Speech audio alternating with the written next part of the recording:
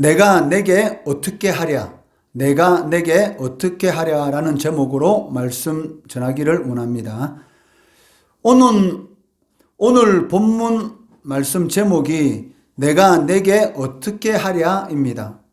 이 말은 억양에 따라서 두 가지 의미로 전달될 수가 있는데 긍정적인 의미와 부정적인 의미로 전달될 수 있다는 것입니다. 긍정적인 의미로는 내가 너에게 무엇이든지 다 해주고 싶다라는 그러한 뜻을 지니고 있고, 반대로 부정적인 의미로는 내가 너를 어떻게 해야 말을 듣겠느냐라는 그러한 뜻을 지니고 있습니다. 그렇다면 우리는 과연 지금 어떠한 음성을 듣고 있습니까? 긍정적인 하나님의 음성으로 내가 너에게 무엇이든지 다 해주고 싶다라는 그런 음성을 듣는 신앙생활을 하고 있습니까? 아니면 내가 너에게 어떻게 해야 말을 듣겠느냐라는 부정적인 음성을 듣는 그러한 신앙생활을 하고 있습니까? 이 시간 설교 말씀을 통해서 혹 부정적인 음성을 듣고 있는 상태에 있다면 돌이키시는 은혜가 임하기를 바랍니다. 하나님께서는 하나님의 백성들에게 무엇이든지 해주고 싶은 그런 마음을 가지고 계십니다. 마태복음 7장 9절에서 11절 말씀을 보시면 너희 중에 누가 아들이 떡을 달라 하는데 돌을 주며 생선을 달라 하는데 뱀을 줄 사람이 있겠느냐?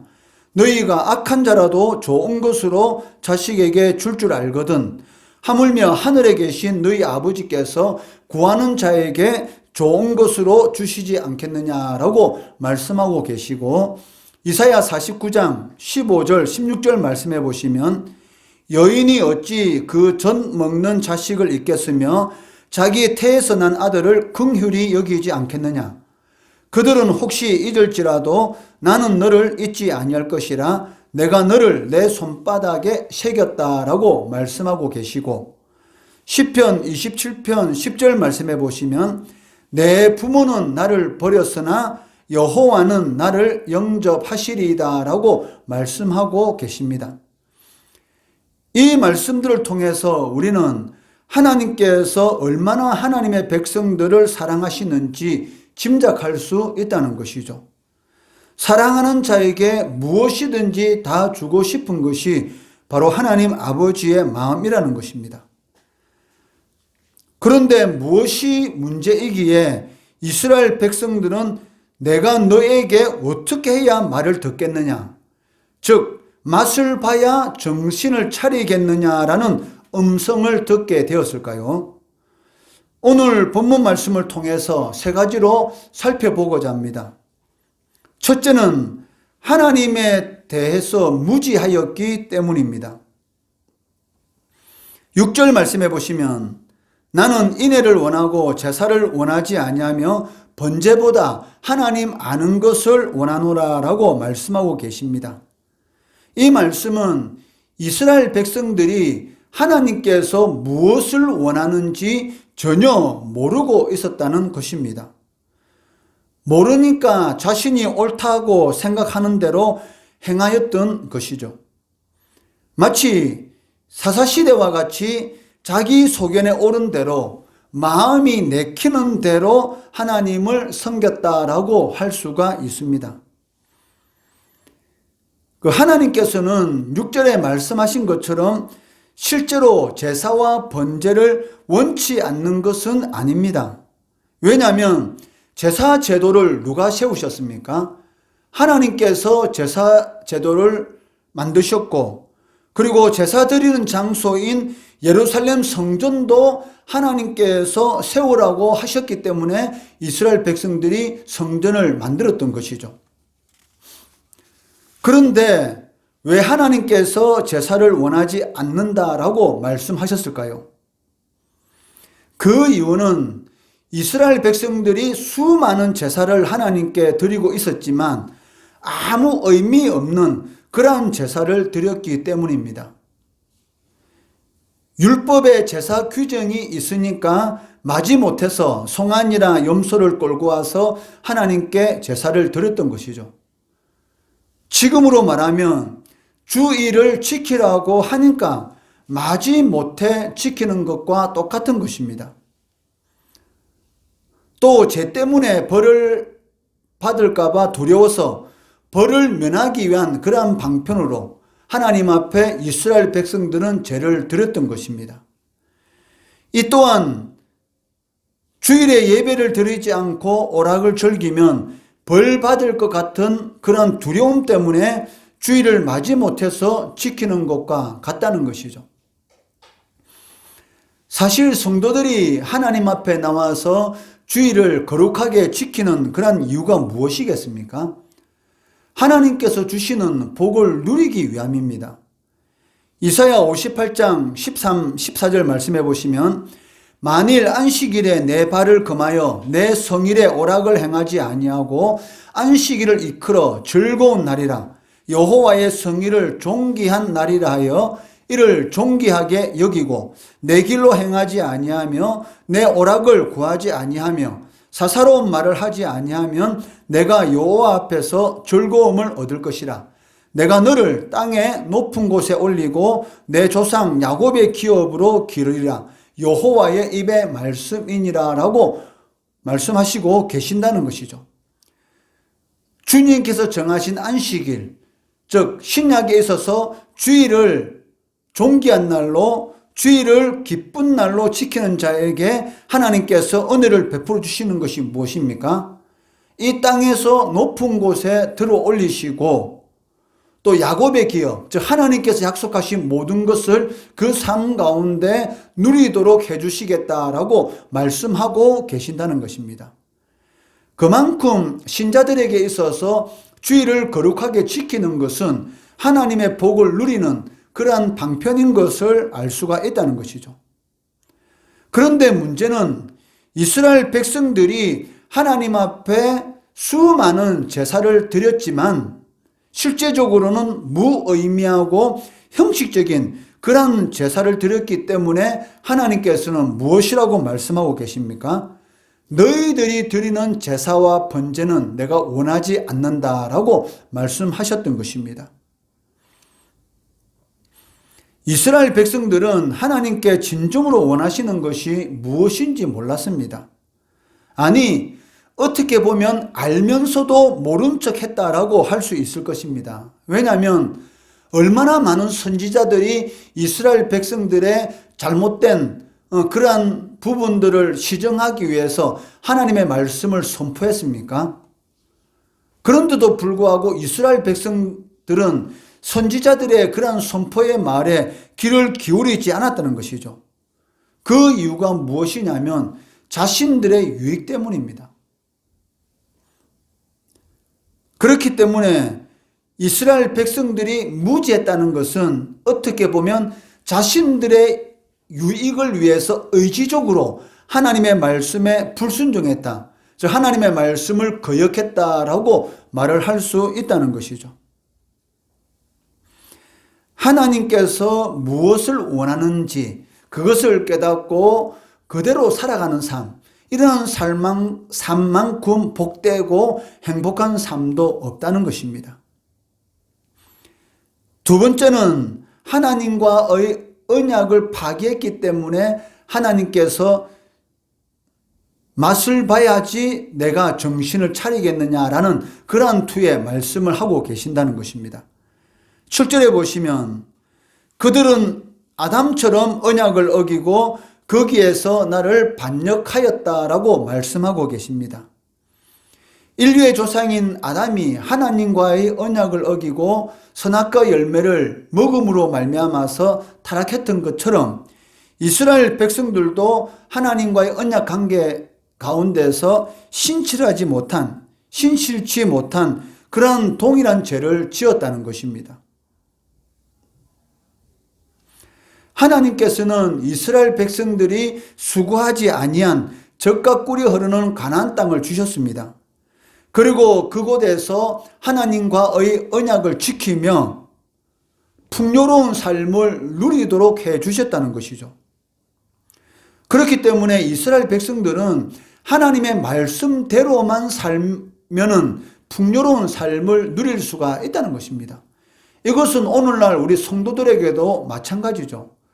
우리 성도들이 하나님의 말씀을 붙들고 하나님과의 이 언약 관계 속에서 신실하게 신앙생활을 한다면 하나님께서 우리의 모든 필요한 것들을 공급해 주시는 것이죠. 왜냐하면 하나님은 거짓말을 못하시는 분이시기 때문에 하나님의 입에서 나오는 모든 말씀은 반드시 이루어집니다. 자기 아들을 아끼지 아니하시고 주신 하나님께서 구하는 자에게 좋은 것을 주지 않겠느냐? 무엇이든지 주겠다는 것이죠. 그런데도 불구하고 이스라엘 백성들은 가나안 땅에서 젖과 꿀이 흐르는 그러한 삶을 누리지 못했습니다. 그 이유가 무엇입니까? 바로 하나님과의 언약 관계를 깨뜨리고 가나안 신인 바알 우상과 새로운 언약 관계를 맺고 바알 신전에서 제사를 드리는 그러한 폐역한 행위를 했기 때문입니다. 10절 말씀해 보시면 내가 이스라엘 집에서 가증한 일을 보았나니 거기서 에브라임은 엄행하였고 이스라엘은 더럽혀졌느니라 라고 말씀하고 있습니다. 하나님께서 얼마나 답답하셨으면 내가 보았다라고 말씀하고 계시겠습니까? 내가 직접 보았다. 너희들이 어떤 행위를 저지르고 있는가를 내가 직접 보았다라고 말씀하고 계시다는 것이죠. 지금도 하나님께서는 우리의 모든 행위들에 대해서 다 보고 계십니다. 우리가 하나님 앞에 나와서 거룩한 척 앉아 있다 할지라도 과연 우리가 마음과 뜻과 힘과 정성을 다해서 영과 진리로 하나님 앞에 예배를 드리는지, 아니면 몸은 예배의 자리에 나와 있지만 머리는 다른 곳에 가 있는지, 그런 모든 것들을 하나님께서 다 알고 계신다는 것이죠.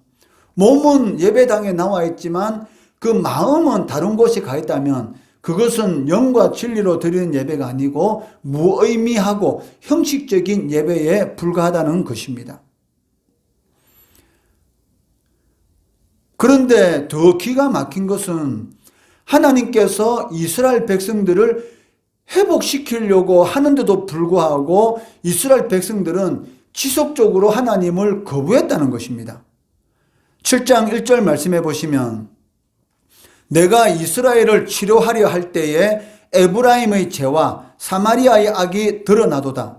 그들은 거짓을 행하며 안으로 들어가 도둑질하고 밖으로 떼지어 노략질하며 라고 말씀하고 계십니다. 하나님은 치료하시는 하나님이시고 하나님은 회복시키는 하나님이십니다. 어떻게 하든지 잘못된 길에서 돌이켜서 하나님의 복을 누리도록 해주고 싶은데도 불구하고 이스라엘 백성들은 치료받지 못할 정도로 더욱더 죄악의 길로 나아갔던 것입니다. 아무리 의사 선생님이 좋은 처방을 한다 할지라도 환자가 치료받기를 거부한다면 전혀 효과를 보지 못하게 되는 것이죠. 마찬가지로 하나님께서 이스라엘 백성들이 걸려있는 이 중병에 대해서 치료책을 주셨는데도 불구하고 이스라엘 백성들이 거기에 대해서 원하지 않고 그 처방대로 따르지 않는다면 도저히 회복한다는 것은 불가능하다는 것입니다.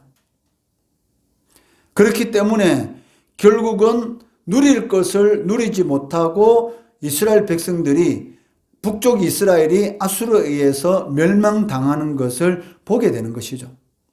세 번째는 하나님께 나쁜 기억을 심었기 때문에 내가 내게 어떻게 해야지 말을 듣겠느냐라는 그런 말을 듣게 되었던 것입니다. 7장 2절에 보시면 내가 모든 악을 기억하였음을 그들이 마음에 생각하지 아니하거니와 이제 그들의 행위가 그들을 애워싸고 내 얼굴 앞에 있도다라고 말씀하고 계십니다. 우리가 서로 관계를 맺다 보면 좋은 기억으로 남는 사람들이 있고 나쁜 기억으로 남는 사람들이 있어요. 여러분들이 지금까지 살아오면서 여러분 머릿속에 좋은 기억으로 남는 사람이 있을 것입니다. 그 사람을 생각하면 어때요? 그냥 가만히 앉아 있어도 그 입가에 미소가 지어지고 그 사람만 생각하더라 하면은 마음속에 이 즐겁고 행복한 그런 생각이 들고 한 번 더 보고 싶다라는 그런 마음이 아마 들 것입니다. 그렇지만 여러분 머릿속에 나쁜 기억으로 남아있는 사람은 두 번 다시 만나기 싫다라는 그런 생각이 아마 들 것입니다.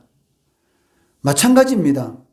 아브라함과 이삭과 야곱은 하나님 앞에 좋은 기억의 사람들이었습니다.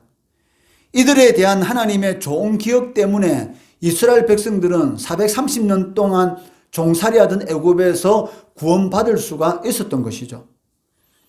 출애굽기 2장 24절 25절 말씀해 보시면 하나님이 그들의 고통 소리를 들으시고 하나님이 아브라함과 이삭과 야곱에게 세운 그의 언약을 기억하사 하나님이 이스라엘 자손을 돌보셨고 하나님이 그들을 기억하셨더라. 고통 가운데서 이스라엘 백성들이 부르짖을 때에 하나님이 기억하셨는데 누구 때문에 기억하셨습니까? 아브라함과 이삭과 야곱에게 세운 그의 언약을 기억하셔라고 말씀하고 계신다는 것입니다. 이 외에 구약에서 대표적으로 하나님께 좋은 기억의 사람을 꼽으라면 아마 다윗을 꼽을 수 있을 것입니다. 열왕기상 11장 11절 12절 말씀해 보시면 이렇게 기록하고 있습니다. 여호와께서 솔로몬에게 말씀하시되 내게 이러한 일이 있었고 또 내가 내 언약과 내가 내게 명령한 법도를 지키지 아니하였으니 내가 반드시 이 나라를 내게서 빼앗아 내 신하에게 주리라. 그러나 내 아버지 다윗을 위하여 내 세대에는 이 일을 행하지 아니하고 내 아들의 손에서 빼앗으려니와 라고 말씀하고 계신다는 것이죠. 아버지 다윗 때문에 솔로몬의 우상 숭배의 죄에 대한 형벌을 솔로몬이 통치할 때는 행하지 않으시고 그 아들 르호보암 시대에 그 일을 행하는 것을 보게 되는 것입니다. 솔로몬의 아들 르호보암 시대에 이스라엘이 북이스라엘 남쪽 유다로 이렇게 갈라지는 것을 보게 된다는 것이죠. 하나님께 좋은 기억이 되는 사람, 그런 사람으로서 하나님 앞에 서시기 바랍니다.